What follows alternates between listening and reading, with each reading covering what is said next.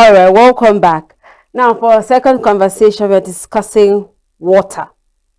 Right. One of the two major things that has plagued Nigerians or that is plaguing anybody in the world is electricity and water. Right. So, this morning, we're discussing access to water supply and the issue of gender and vulnerable groups.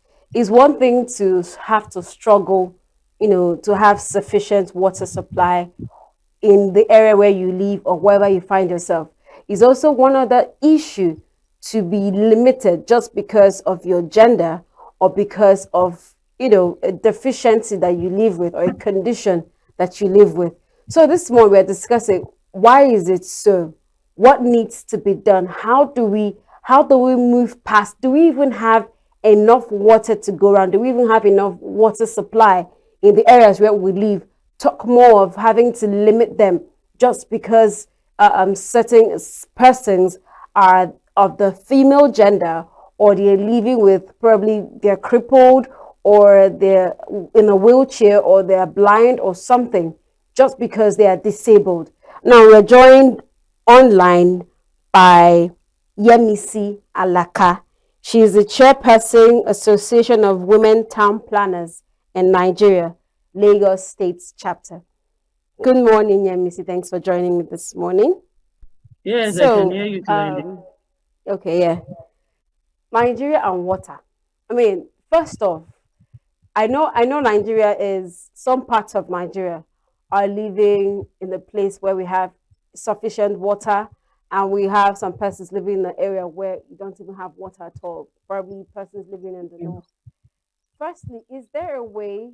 I know this is a very broad question, but is there a way we can balance? Is there ever a way there would be a balance to the issue of water supply in Nigeria? Thank you very much, my host. Yes, the question you asked, you said already that is very broad, but with adequate planning and implementation, we can have water supply, access to water everywhere. If it's happening in other parts of the world, then it can also happen here. We can have water supply to every area and access to the water. So, with good governance, with adequate planning, and following the SDG 5 and 6, then there will be access to water to every gender and to everyone. Thank you. Just our topic at hand. Why? I just want to ask her because I may not have experienced, a certain level of limitations when it comes to water, because where I've lived, you could easily fetch water. But we've heard of stories where when you live in a home, you are sent off to fetch water as a lady. Let's talk about the female gender. There is this responsibility oftentimes when it's been relegated to ladies in the house, probably as a form of punishment, or just because you are a lady, and then it limits them in a certain type of way. Why is this so? First of all, we have to know that water itself is life. Water is life. Water is dignity to life. Water is important to everyone and is not only as a natural resources, but also a fundamental human right for every society to have water, for every community, for every individual to have water. But in this part of the world, we are facing a lot of difficulties in accessing water. Uh, in Lagos, for instance, we have water works that is located where we call Ajiyan in Akute area of Lagos State. And from there, this water is being transported to other parts, transferred to other parts of Lagos. That is, you have water in Lagos Island, you have in mainland, you have in every part of Lagos. And at the rate that this water is being pumped out daily, the schedule should be like 70 million gallons of water to be piped out. But when you now compare the number of this gallon to this household, how do you get the number of people in a household according to population? And according to our planning standard, a family should have at least 4 people. That is the father, the mother, and the children. But in most homes now, you find that is more often more than that. There is over density, there is over population, even in our families. In Lagos, we are over 20 million, and more people are coming in every day. Like yesterday, I went to Ibadan. On my way back, I could see trailer loads of people coming in to Lagos. Those are not captured, and they are going to use water anyway once they land in Lagos. So we are having problem with that, our daily consumption, because each family, each person is supposed to consume 20 or 20 to 50 liters of water, gallons of water per day. And with this population, there is no way to circulate around everyone. So that's one problem on the planning issue. Another problem is that even the water that is being pumped out daily to designated places by the government, that is the mainland, the Lagos Island, Surulere, and few others, is not even enough for them. So we have other areas that they don't even have this water supply at all. How do they access water? Is either they have traditional well, boreholes, they have vendors that supply water, and how are you sure of the water you are getting out of those places? You have so much contaminated water out there. You have a lot of problem accessing the water. Now there's problem of accessing water.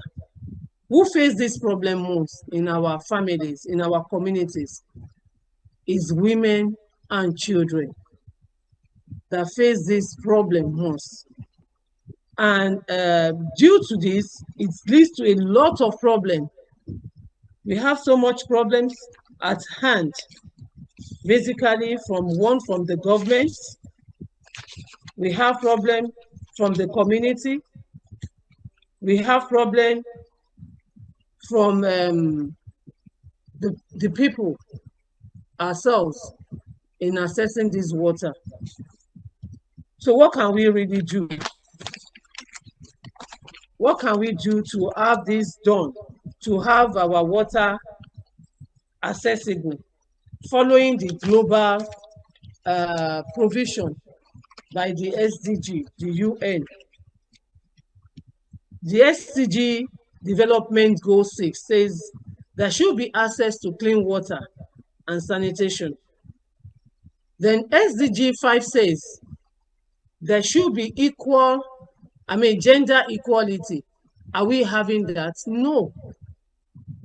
So there's a lot of problem, and this problem is lying most on the women and the children, except in few houses where you don't have, because some families is only male and the mother. So the mother and the boys have to face the problem, the challenge of getting water to the house for household use and other things. So we have a lot of issues at hand. And the WASH initiative also, we are having lots of issues in accessing water.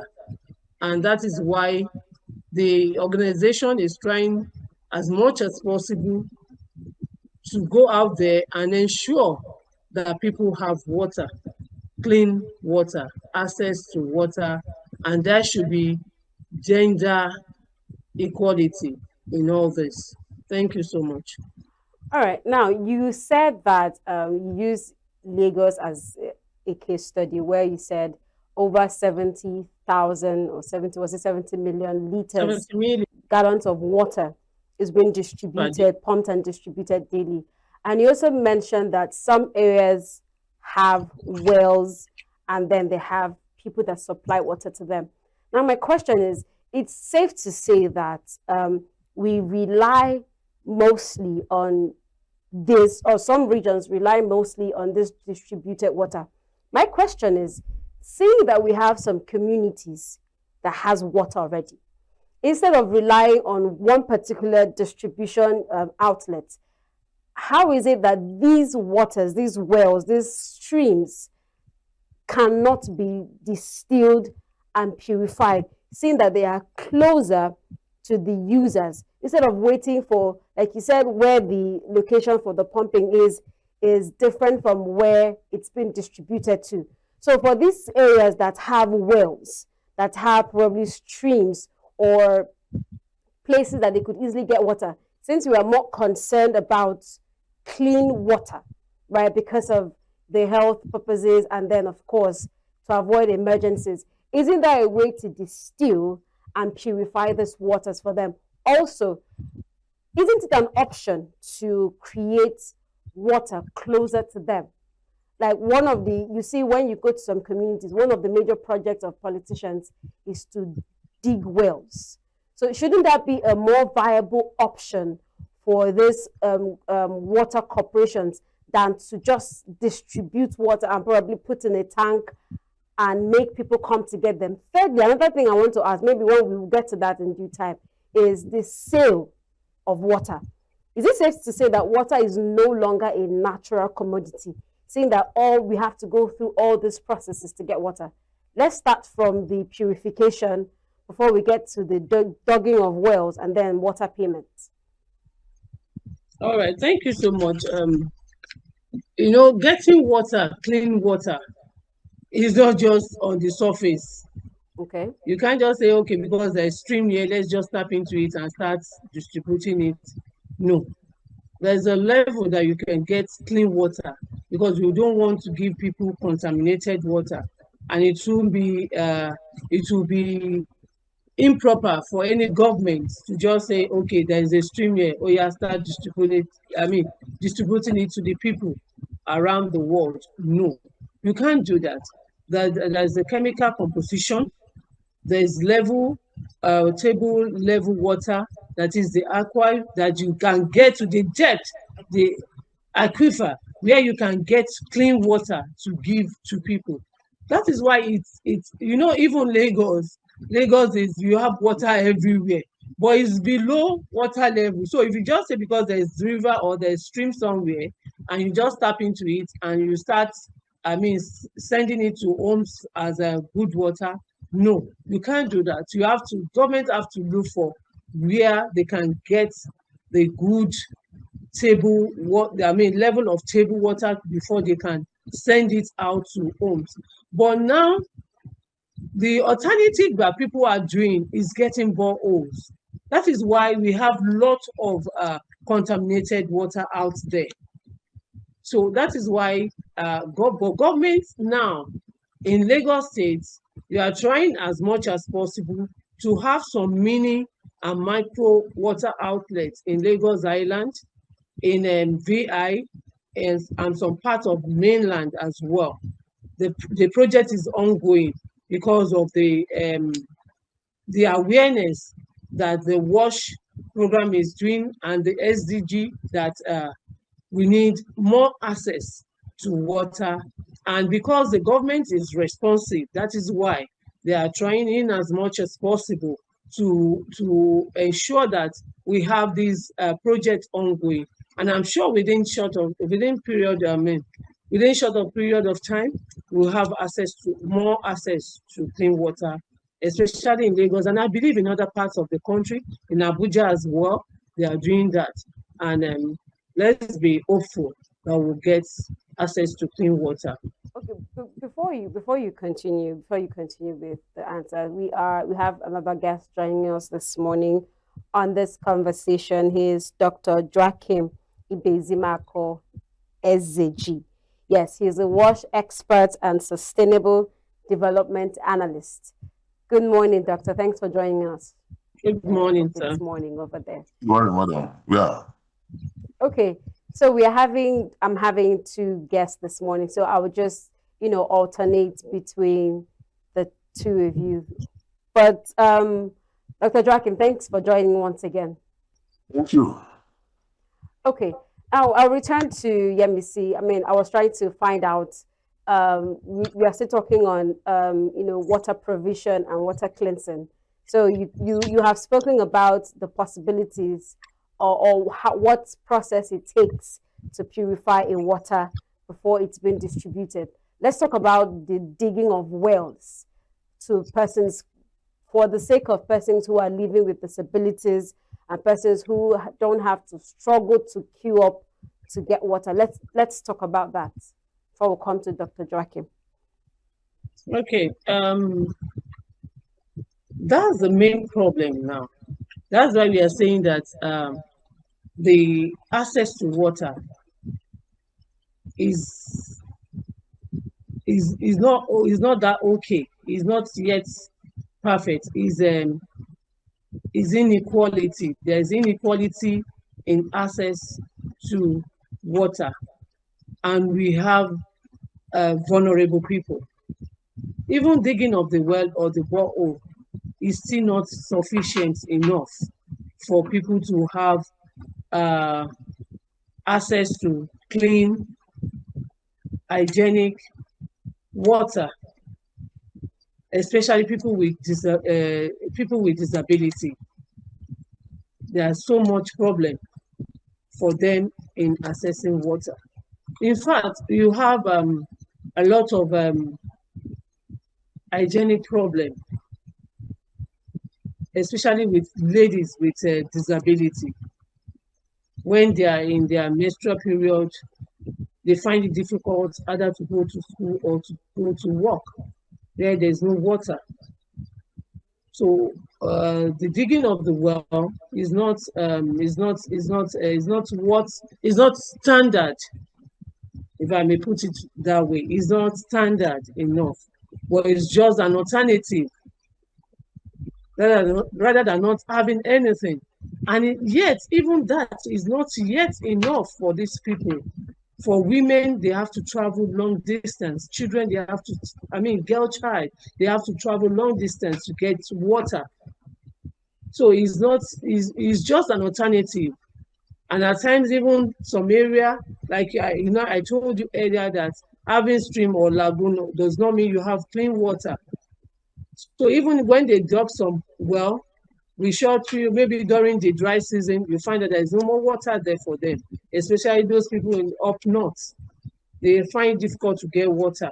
So the well is not yet an alternative. It's just what people improvise for them to have. So a lot of informal sectors also, they have no water. And everybody, like I said, water is life. Is an access that everybody must have. It's human rights for them to have water, for everyone to have water. All right. Thank you. Dr. Joachim, can you hear me? Yes, I can. I do. Hello? Dr. Joachim, can you hear me? Yes, I can hear you very well. Are you hearing me yourself? All right. Let me see. Let's just continue. I think Dr. Joachim I can hear you from the internet. Now, one of the last question I had asked can hear you. Payment for Hello? water. Now, I can hear you. In Enugu, I'm currently in Enugu, and I understand that there's some parts. I also understand that some parts of Enugu. Okay, Dr. Joachim, thanks for joining. Thank you. I can hear you very well. Go ahead. Okay, Miss Yemisi, I'll get back to you in a moment. Let me just ask a few questions to Dr. Joachim. So earlier, with the other guests, I had asked a couple of questions, but one of the things that I find striking is the, unequal distribution of water, even in a given state, right? Even in a given state. And Ms. Yemisi had mentioned earlier that in Lagos, that a certain number of, or a certain quantity of water is expected to be distributed every day. And I got it's also understand that it can also be understood that some parts at the end of the day may not get equal distribution. You might come to fetch water in the morning, you get a few gallons, and then when you come back in the evening, you are told that water has finished. Now, in Nigeria, where some parts have water, some part doesn't, what would you say could be a way to resolve these issues and probably, have some to some level equal distribution of water, since water is one of the natural commodities that is giving to man, but because of purification and all the things that get into it, we don't seem to have that play out in the country. So how do we work at getting equal distribution somehow? Okay, thank you. You see, when you talk about water, access to water, there are three factors you have to consider. You talk about the cost of the water, you talk about the quantity, and you talk about the quality of water. And also talk about the distance to get the water. So the lower you have these figures, because these figures are more of quantified.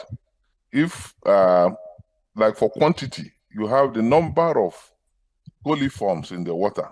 It is expected that water you drink, because a measure of quality in water is the amount of coliforms in that water.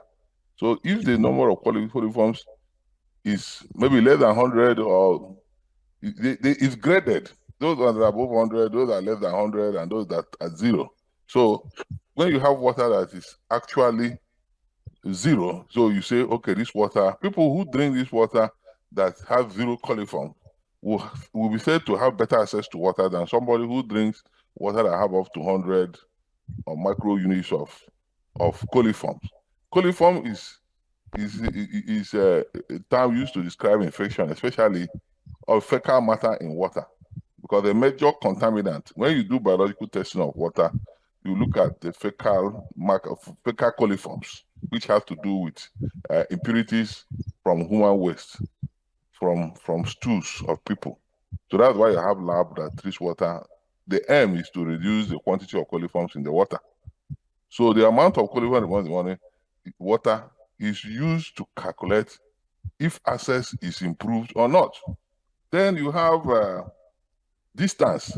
When people walk a distance of more than 2 kilometers to get water, they have what we call poor access. For you to have good access, improved access to water is when the water, you don't need to walk for it, is within the living premises. You live in a self-contained house. You have a kitchen. You go to the kitchen, you put your cup, you get water and drink. That cannot be said of somebody who has to carry buckets to go and get water outside his home. So you see that access has been quantified.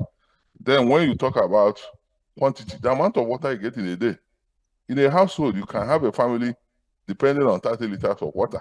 They will use it to cook, they will use it to bath, they will use it to wash their clothes, and other things. So they will be struggling. People who get water in buckets, line them up in the bathroom or in the passage, and they said, please, they will tell, please don't use this water, leave this water. My mother will say, don't use it, we're going to use it to cook.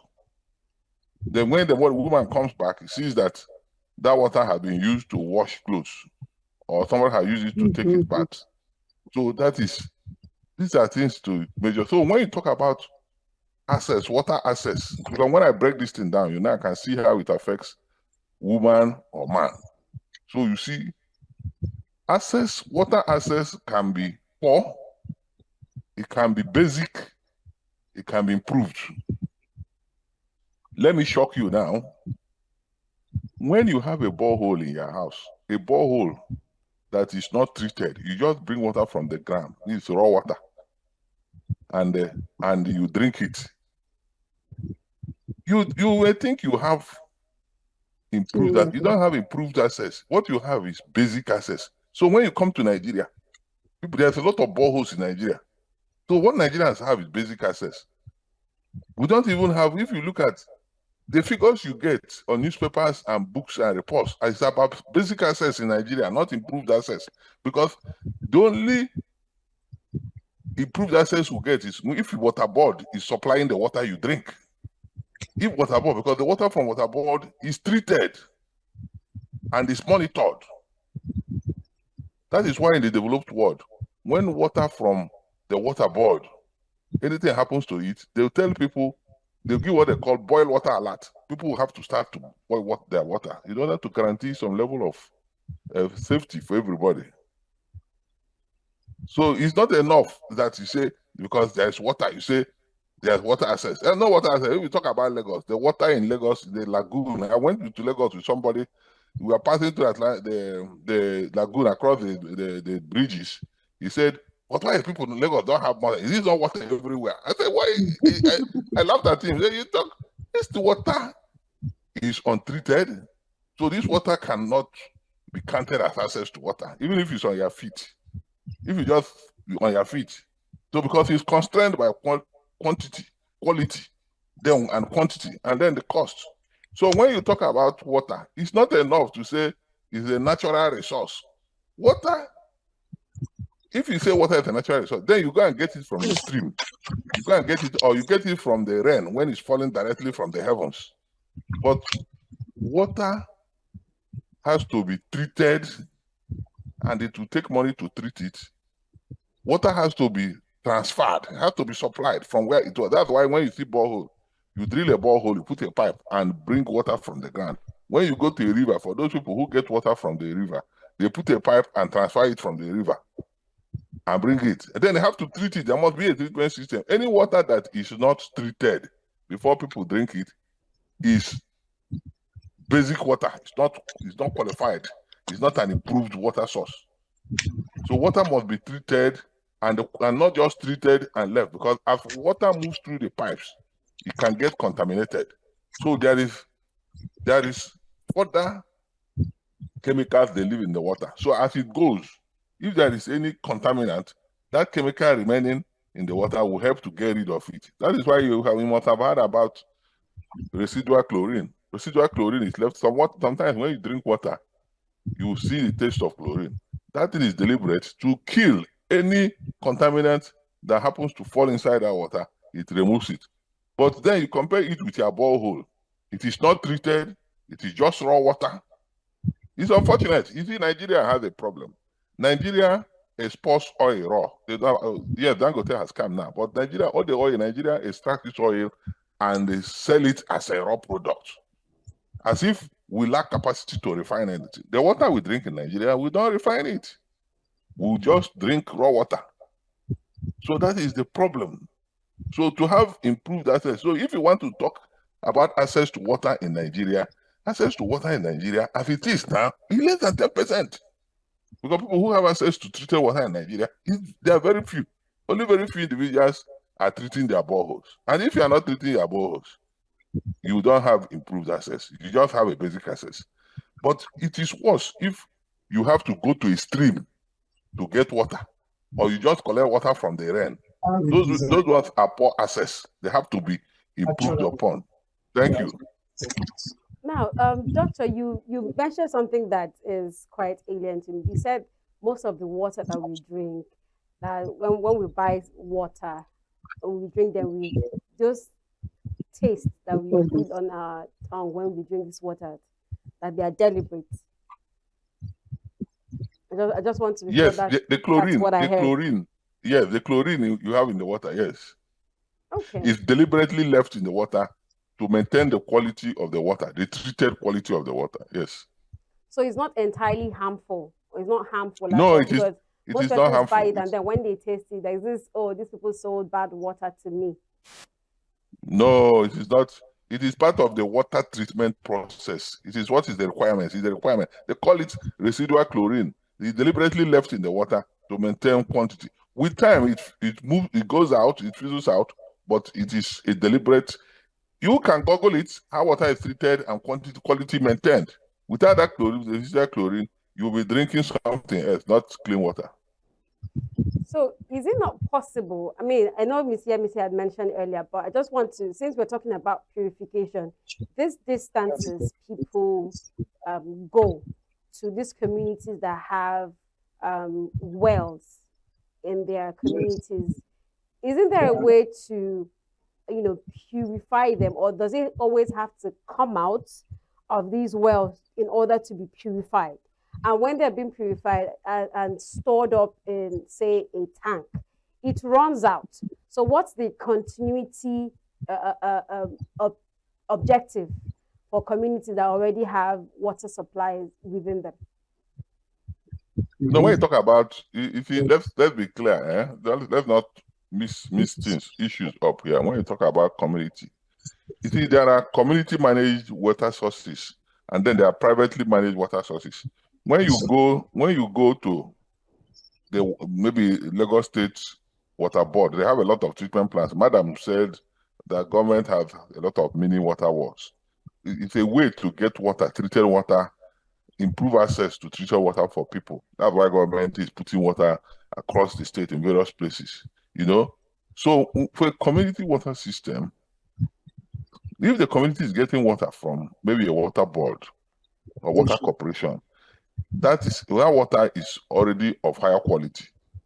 It's already of higher quality. But if the community is getting water from a river, a stream, or well, a dog borehole, you know, when you talk, these things are broken down. You go to some communities, you see well online. They call them online wells because they are not protected. The water just comes.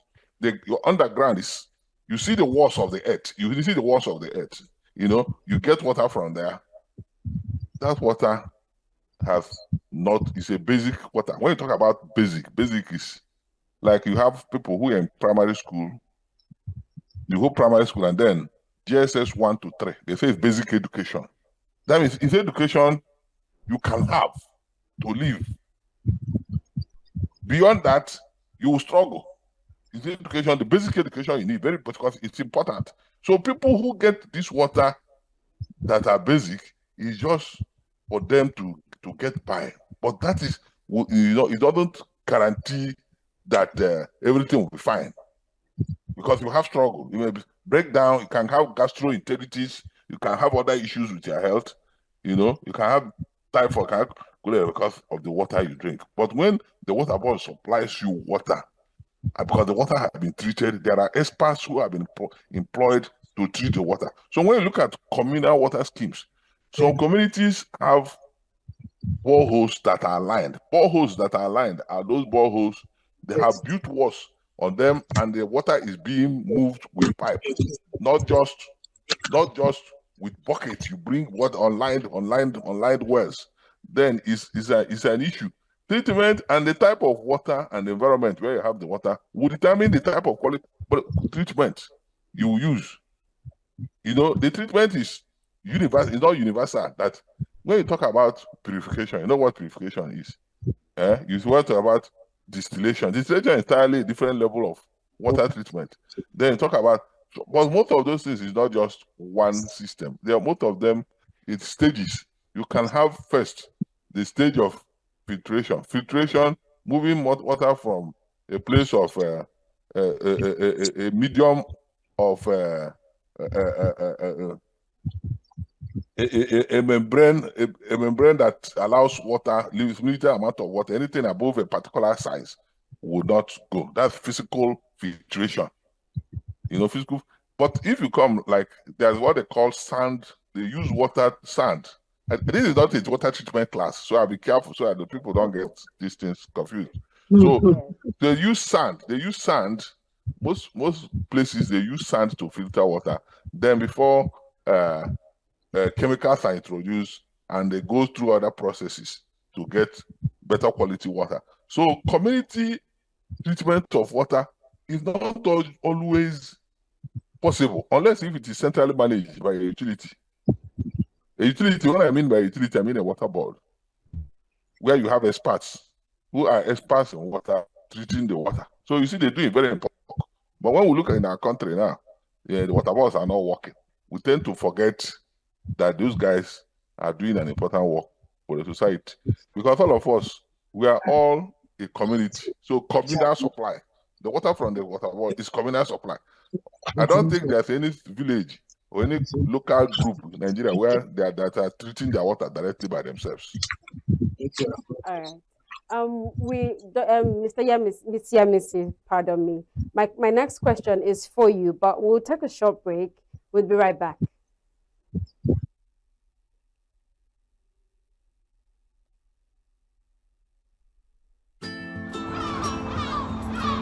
Bright and early, as the day breaks, as the newspaper headlines trail the stories that shape the day, we at Signature TV trail the headlines that trail the day. We interrogate the headlines. We analyze the stories that make the headlines. Wayek is overrated, and they even overrated themselves. And when you go see it, they are insensitive of some Nigerian children who have never had what they call CBT. With passion and emotion, we drive the conversation to change a narrative.